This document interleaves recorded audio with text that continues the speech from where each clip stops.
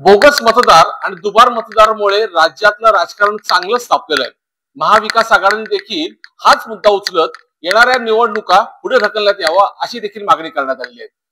मुख्यमंत्री देवेंद्र फडणवीस यांनी देखील यावरती वक्तव्य केलंय आणि आज मुख्यमंत्र्यांच्याच वक्तव्याला जोड दिली ती म्हणजे बेलापूरचे आमदार भाजप आमदार मंदा म्हात्रे यांनी. आपल्यासोबत आमदार मंदा म्हात्रे त्यांच्याशी बोलूया.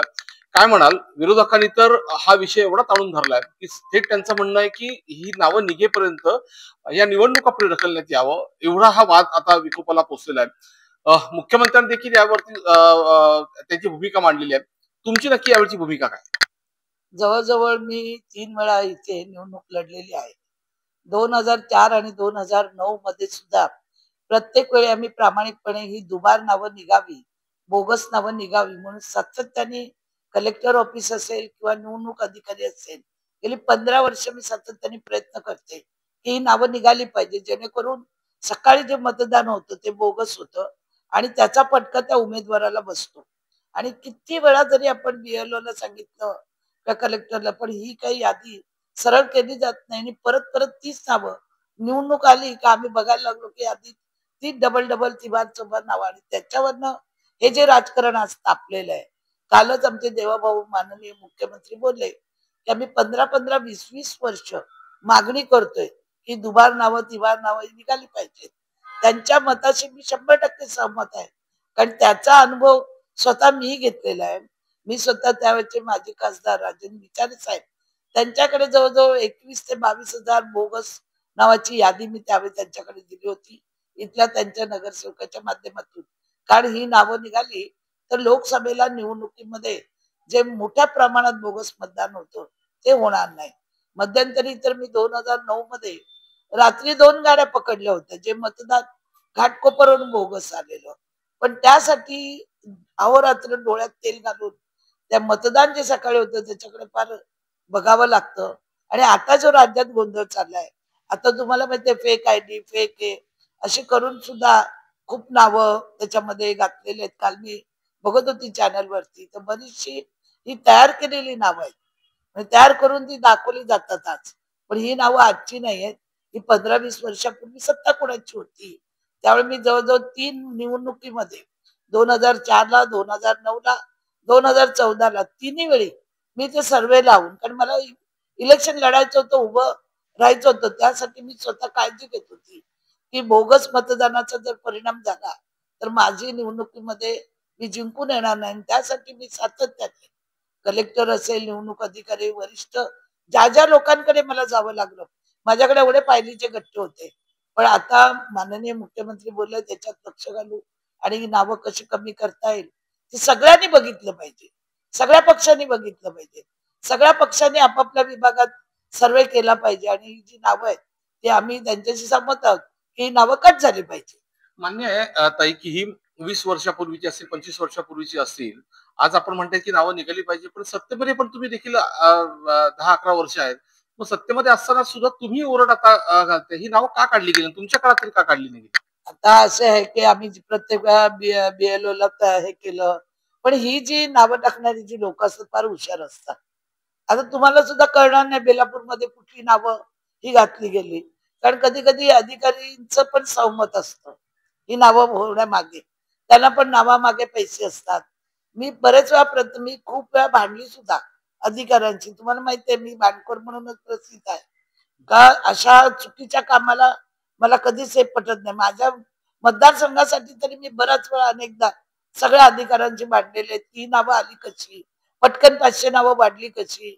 प्रत्येक वेळी मी ऑब्जेक्शन घेत असते, पण काय असतं, यंत्रणा नाही कुठेतरी या यंत्रणेचा दोष आहे आणि ती यंत्रणा सरळ केली पाहिजे असं मला सांगावं असं वाटतं, कारण मी स्वतः अनुभव घेतलेला आहे. हे अधिकारी जबाबदार तुम्ही थेट म्हणता, मग याच्यावर कारवाई झाली पाहिजे, कडक कारवाई ज्या ठिकाणी आता येणाऱ्या निवडणुकीत अजूनही वेळ गेलेला नाही, महिना आहे तुमच्याकडे आणि सगळी कॉम्प्युटर सिस्टीम आदरणीय या देशाचे पंतप्रधान नरेंद्रभाई मोदींनी लावलेली आहे.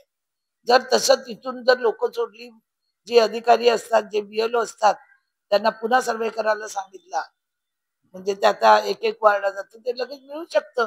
काही फार मोठी गोष्ट नाहीये, पण ते करतच नाहीत ना. हे पैसे घेऊन काही नावं नोंदवलेली असतात. काही काही वेगवेगळ्या पक्षाची.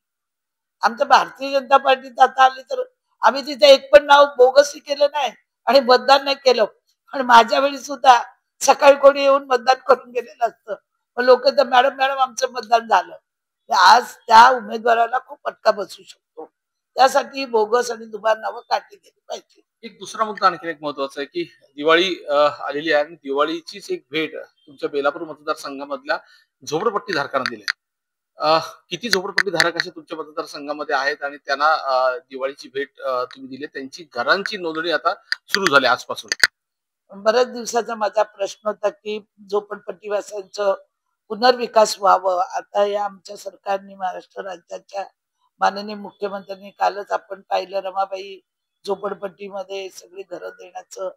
त्या माझा बऱ्याच दिवसाचा जो प्रयत्न होता गेले 10 वर्षापूर्वी सुद्धा मी सर्वे इथे आणला होता झोपडपट्टीचा सुद्धा आणि गावाला प्रकल्पग्रस्तांचा. आपल्याला माहिती शिदोरी कंपनीने बेलापूरला सुरुवात केली होती. त्यावेळी राष्ट्रवादी काँग्रेसने तो आमचा सर्वे सगळा उडवून लावला मोर्चे काढून आणि मला त्या गावांमध्ये नंतर आज ही जी घराची भानगड आहे ना जी आमची कायमस्वरूपी का होत नाही तो सर्वे मी करायला घेतला आणि घरं होणार होती.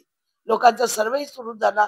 अर्धा सर्वे झाला आणि या लोकांनी गोंधळ घालून तो सर्वे बंद केला. त्याचप्रमाणे झोपडपट्टीच्या लोकांना असं सांगितलं गेलं की छोटं तुम्हाला घर मिळणार. आता तुम्ही मोठ्या घरात राहता 2-2, 4-4 खोल्या आहेत म्हणून तोही सर्वे माझा होऊन नाही दिला. आता पुन्हा मी हा सर्वे दिवाळीचे एक गिफ्ट म्हणून माझ्या मतदारसंघात तुर्बा हनुमान नगर आहे, रमाबाई नगर आहे, भीमनगर अशी बरीच नगर आहेत, नेरुळ आहे, शिरवणा आहे, बेलापूर मतदारसंघ, शिबिडी इथे झोपडपट्ट्या आहेत. या झोपडपट्ट्यांचा पुनर्विकास व्हावा, यांना चांगली घरं मिळावी, त्यांचंही राहणीमान सुधारावं, त्यांच्याही मुलांना चांगलं एज्युकेशन मिळावं अशा मताची मी आहे. आणि म्हणून माझा जो गेले 2 वर्ष प्रयत्न चालू होता सर्वेचा आता सगळ्या अधिकाऱ्यांना सांगून वगैरे सगळं करून कलेक्टरला सांगून आता आम्ही आजपासून दिवाळी भेट म्हणून माझ्या बेलापूर मतदारसंघातून हा सर्वे मी आज सुरू केलेला आहे. आणि आपण आता पाहिलंच असेल 2 दिवस आम्ही सुरुवात करतो आणि 24 तारखेला दिवाळी संपल्या का आम्ही त्या त्या विभागात जाऊन तो सर्वे आम्ही करणार आहे. पण आता 200-300 नावं या 2 दिवसात करून लोकांना एक दिवाळीचं गिफ्ट एक त्यांना भरोसा देण्याचं काम, दिलासा देण्याचं काम हे मी करायचा प्रयत्न करते. किती किती घरं असतील झोपडपट्टी? मला असं वाटतं 30-40 हजार तरी या प्रभागामध्ये झोपडपट्टी असेल तर तुर्ब्यात सगळ्यात मोठी झोपडपट्टी आहे. कारण क्वारी विभाग आहे. सगळा गोर गरीब मराठवाड्यातून येऊन जो राहिलेला आहे, जो मजूर आहे एकदम खालच्या क्वारीवर काम करणारा दगड कामगार मजूर आहे. अशी जी काही लोक वर्षानुवर्ष 30-40 वर्ष इथे राहत आलेली आहेत तर त्यांना हक्काचं घर मिळालं पाहिजे या मताशी मी सहमत आहे. माननीय मुख्यमंत्री उपमुख्यमंत्री यांना मी साकडं घातलेलंच आहे. त्यांनी म्हणाले सगळ्या अधिकाऱ्यांना घेऊन तुम्ही सर्वे करा, जे याच्यात सहभागी होतील ज्यांना ते घर पाहिजे त्यासाठी पेपर जे जे पाहिजे अवेलेबल आहे, पुरावे ते आज मी त्यांना सांगितलंय. एक निवडणुकीचा पुरावा पाहिजे, Aadhaar card, ration card, light bill जे जे पुरावे असतील त्याच घेऊन तुम्ही या. आणि त्या पद्धतीने महानगरपालिकेमध्ये सर्वे झालेला आहे पण काही लोक जाणीवपूर्वक त्यांना कार्ड देत नाहीत.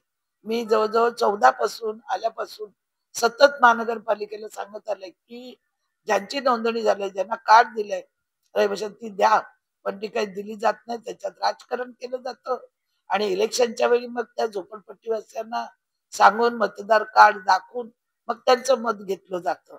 अशा वेळी माझ्या तर तिन्ही निवडणुकीला मला खूप फटका बसला.